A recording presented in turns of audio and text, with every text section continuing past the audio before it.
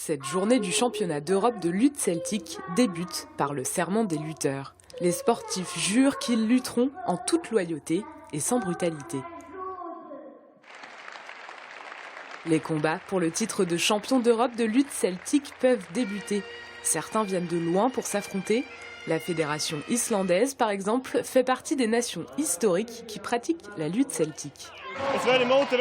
C'est vraiment motivant. Ce sont les meilleurs lutteurs au monde. Je dois les battre. Pourtant, ce sport n'est pas très connu dans leur pays. Je pratique la glima. C'est une lutte traditionnelle d'Islande.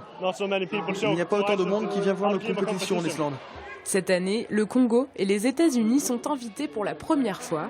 Les lutteurs de ces délégations ne maîtrisent pas tous les règles des luttes celtiques. Nous, on a la chance de bien connaître la technique, mais du coup peut-être un petit peu plus de pression.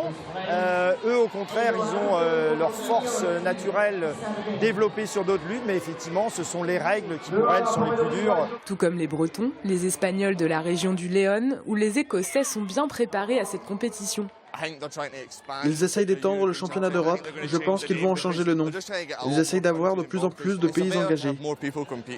C'est mieux d'avoir plus de compétiteurs et pas seulement 4 ou 5 délégations qui s'affrontent.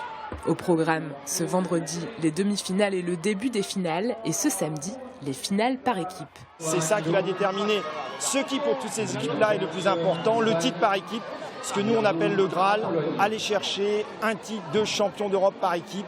Quels que soient les titres individuels, ce qui les intéresse, c'est l'équipe avant tout. Les enfants des écoles de la région donnent de la voix dans les gradins et participent sur les tapis. Ils s'initient eux aussi à ce sport ancestral.